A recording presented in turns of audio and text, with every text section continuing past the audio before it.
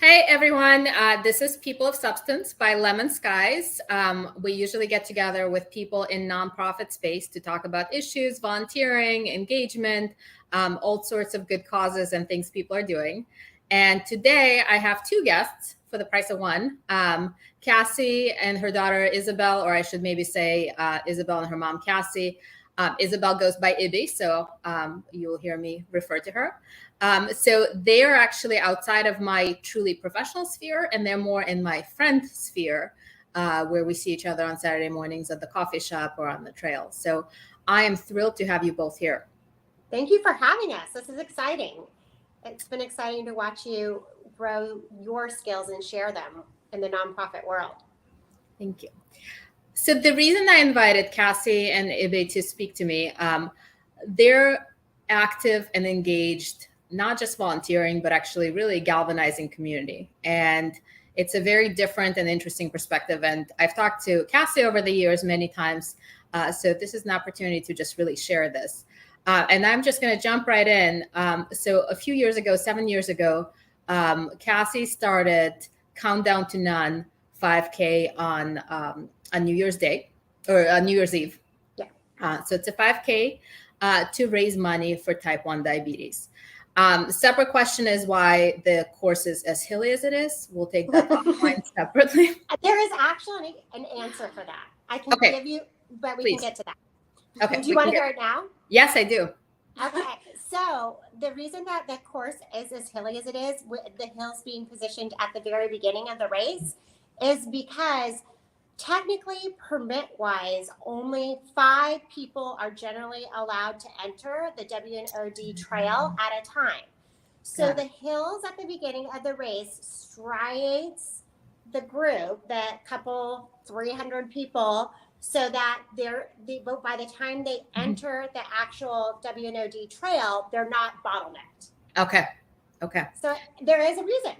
I'll keep that in mind next time I'm huffing. I'm sure it'll make it much easier. I feel much better about it, yes. So, but Countdown to None. So you've been running this for 7 years, and I want to ask you, how did the idea started? How much have you raised for type 1 diabetes research by this point? Can you just talk about this event? Sure. I will start. Originally, when Isabelle was diagnosed at 18 months old, we jumped right in. She's diagnosed Easter of 07. And we jumped right in that June in the JDRF walk for diabetes, which was on the National Mall at the time. And we had walk teams for probably about, 3 or 4 or 5 years, did a lot with that. But it got to a point where we felt like we were reaching out to the same family members, the same friends, and asking them to continue to donate and just tapping those same people. And we really wanted to create an event that showcased that type 1 diabetics, people who have type 1 diabetes, are active and athletic. They can do runs, they can climb mountains, they can play sports, they play professional sports. So we wanted something a little more active, and we wanted something that actually informed our community, our greater community, not just our friends and our family members who have had to listen to us every year and knew what Isabelle was going through directly. We really wanted to educate our local community of Vienna and kind of and at the same time change the perception of type 1 diabetes, that it's not a lifestyle, it's not because of poor lifestyle choices, it's not that, it's actually an autoimmune disease where your islet cells are your immune system. Something triggers your immune system, whether it be genetics, like meaning just in your genetic your chromosomes, like that type of thing, that triggers your immune system to attack the islet cells in your pancreas that make insulin. And it totally depletes it. So her islet cells in her pancreas no longer can create insulin, which is different from like a type 2 diabetes, where your islet cells still function, but they're just not functioning at the rate with which your body needs it. They're not functioning efficiently enough. So this is actually an autoimmune disease. And like people didn't know that. They thought I've had people ask me, did she eat too much sugar? What did you feed her as an infant? Like things like that. It is literally an autoimmune disease. So we wanted to inform our greater community and bring new people in, bring people who are just runners and want to run a 5K.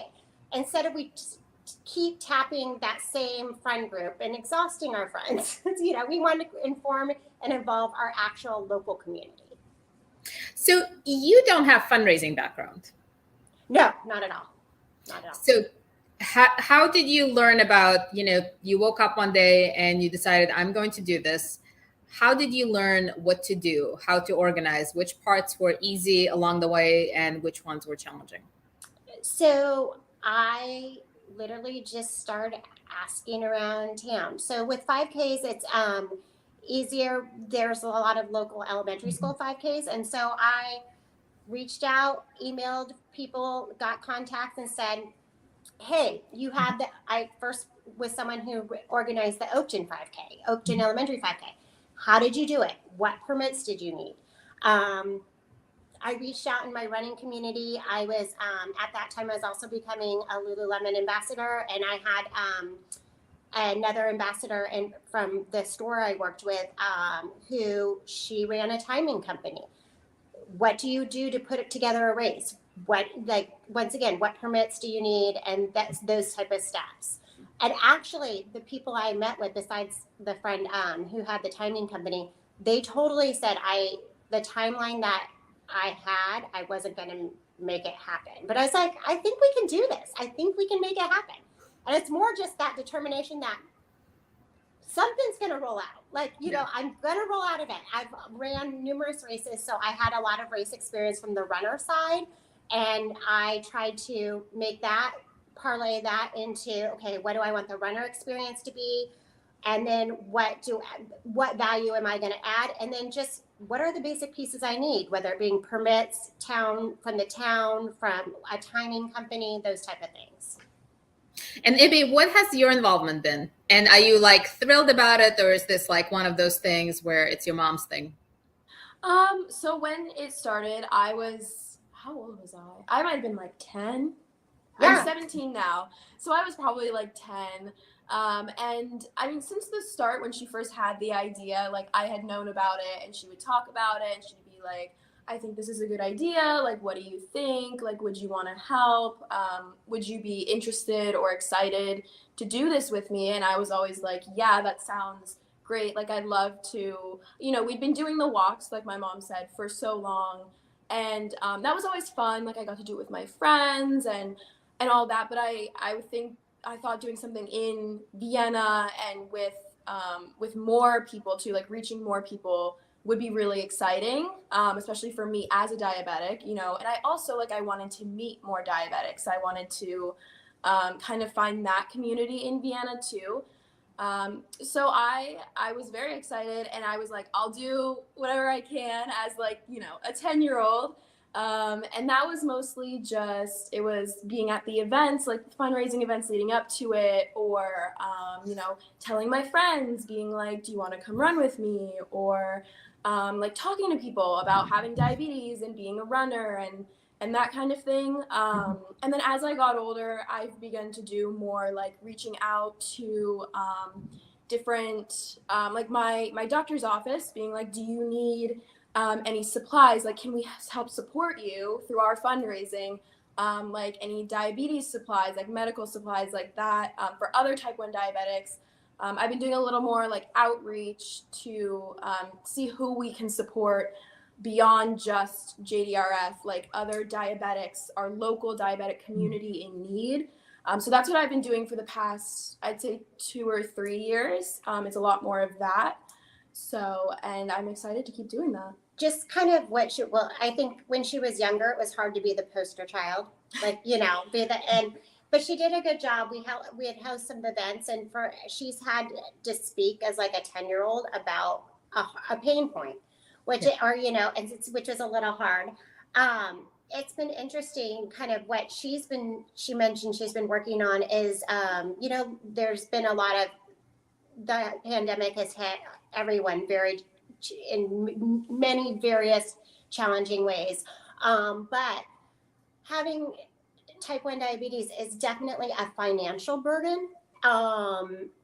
Because I know it's funny, we just watched, a lot of people watch the movie on Netflix out right now. It's called Purple Hearts. And the premise of the movie is the young woman cannot afford caring for her insulin. She can't afford, so she enters into this marriage to get medical insurance.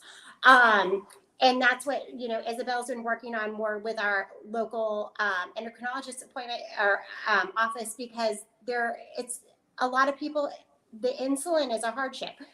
While the technology may be there, it's very expensive on a daily basis. And even the simple things like providing the younger kids that just go on a pump, an insulin pump with a cute pump pack. Like, so our organization is even like that they can wear their pumps. Like, and sometimes because the parents can't even afford the pump, but like a $50 like little fabric, smiley face pack is not, definitely not in that budget. Or when she was a toddler and she was first diagnosed and she first got on the pump, we bought special undershirts that were white plain undershirts, but they were like $50 each, and because they had a pocket that was placed in the middle of her back so she couldn't get to her pump, and then they'd have like the buttonhole to weave the tubing through. So like she's been working with families to supply those things too. Me trying to help kids who I went through that when I was a little kid. And I had my cute pump packs that I loved, and I would want to wear them, and I would want to put my pump in them because they're cute and they're fun. And it made diabetes, that's something that's just kind of horrible in every other way. Like, I just want to bring that light that I got when I was little into their experience. So that's what I've been working on for the past few years. So Ibbie, you probably don't remember life any different. I mean, you were 18 months old, so you don't know what it's like not to have this. What are some things you wish people realized or knew about having type 1 diabetes? I would say, the first one is definitely the stigma around having type 1 diabetes.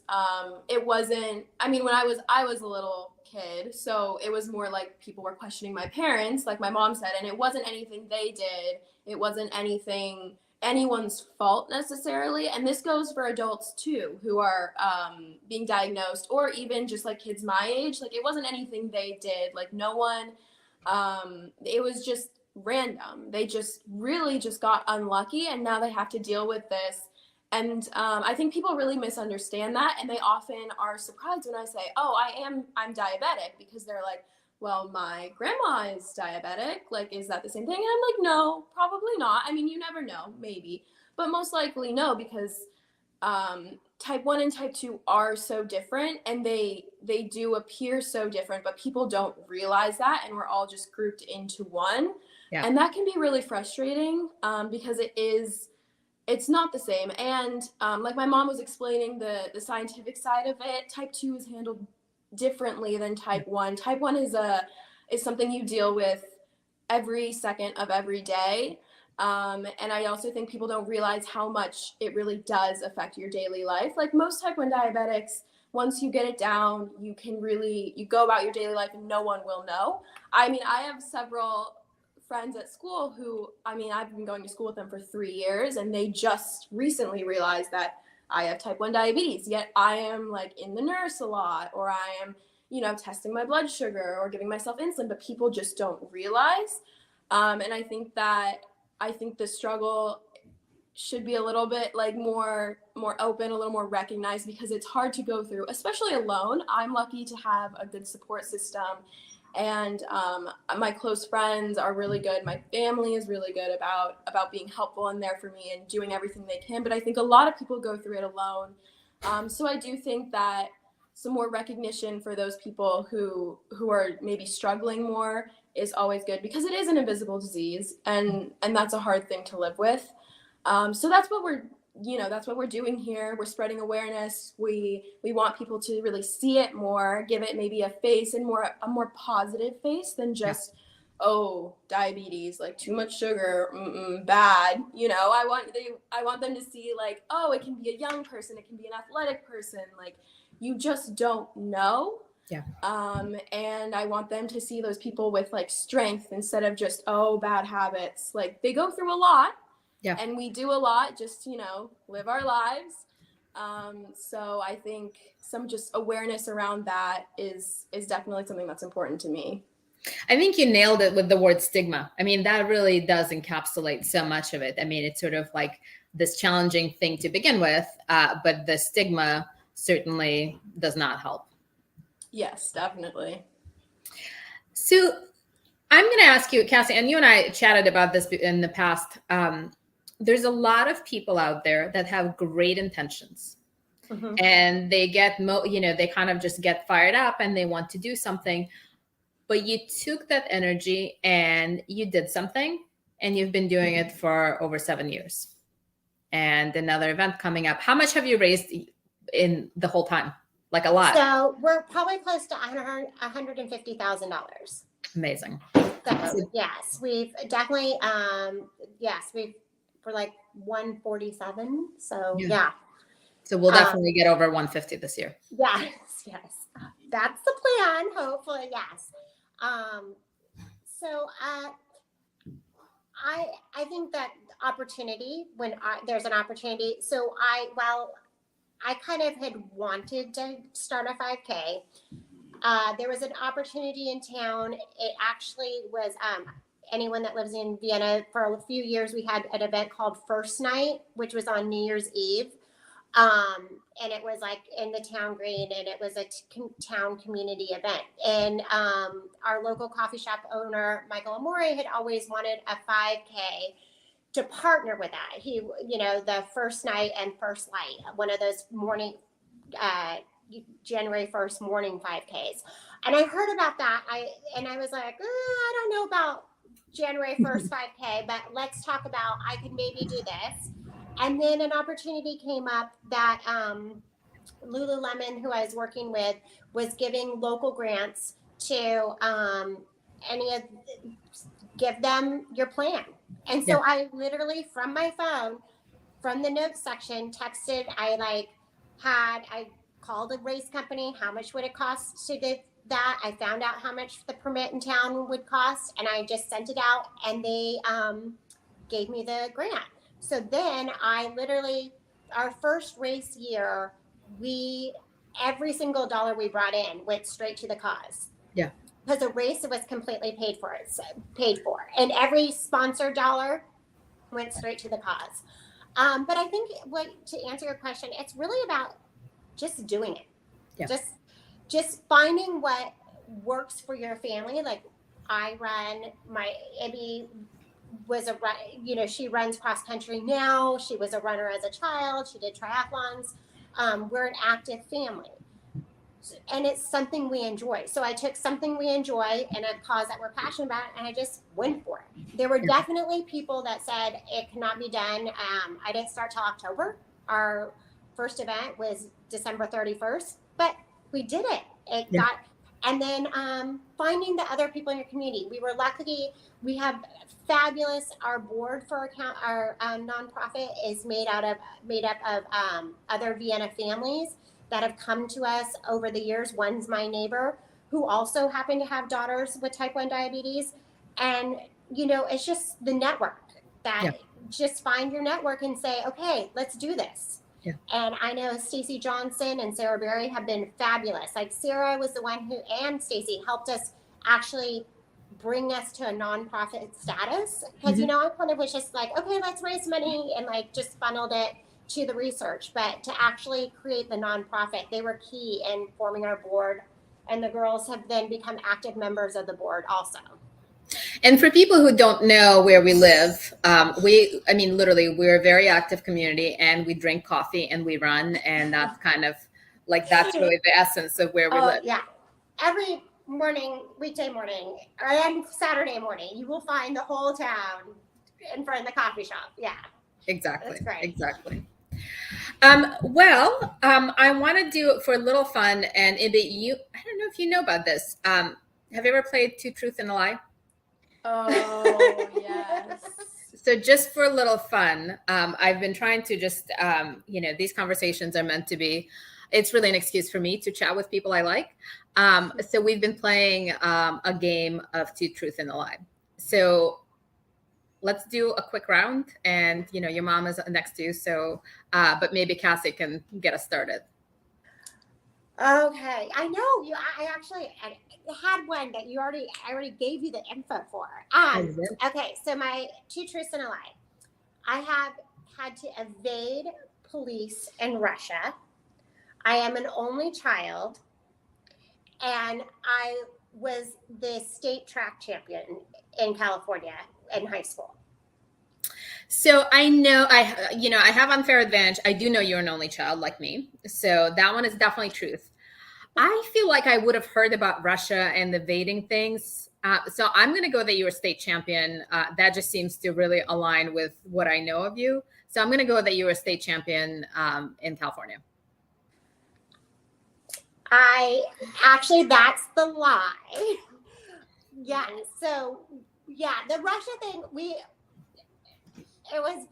set off fireworks that we were told were okay at a public park in Russia a few years ago so much of it was not a smart idea. And we actually had to take off very quickly because the police were coming, because we didn't really realize we weren't allowed to set off fireworks there. My in-laws swore it was okay. And they were living in Russia at the time.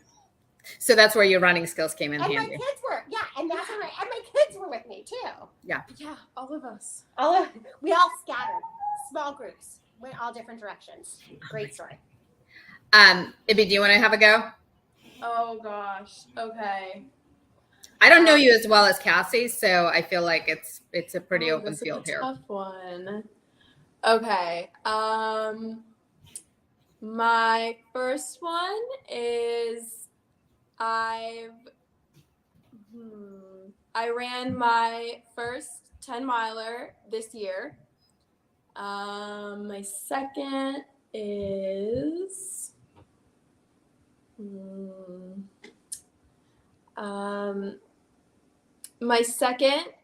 that I did my first triathlon when I was 8. And my third is, let's see. Need one more. You She's playing too. did such a good job, and now I just can't. My third is that oh gosh. She's just sad that you took the fireworks in Russia thing. Yeah, that I always use that one when I'm playing this game, and As one should. So now I'm gonna. My last one is that my favorite travel destination that I have ever been to was Italy. So I feel like triathlon is definitely true based on what your mom has shared. I kind of think that you ran 10 miler before, not as recent as you said. I think you ran it prior to that. So I'm going to say that Italy is the lie. That is, Italy. Yes, that is. So the other two are true. So I did run my first 10 miler just this year. And I did do my first triathlon when I was 8. And I guess I just kept doing them ever since. But I have never been to Italy. I do want to go though. It would be have to compare notes. If I did, it would be my favorite. Be her favorite. Yes. Nice. I'm hoping. Yeah, no, we'll have to compare notes. Yeah. I know you just got back. Yeah, last week. Mm-hmm. Yeah. It was very hot, 103 degrees. You need to get her notes. So yes. Well, then I'll know. I'll be informed. Well, thank you guys for joining me this morning. It was wonderful to chat with you, and I am sure I will see you at the coffee shop. Yes. Tomorrow. Thank you for your so time much. in doing this. We really appreciate it. We look forward to seeing you and out at the race. Yes, Yeah. I definitely plan to run. If I'm in town, I will absolutely run it and curse the hills. Yeah, now along you the way. know those. Now you know There's why. a reason. There's a reason. It should make it feel a little bit better. There's A little actually a reason for it. Thank you, Olga.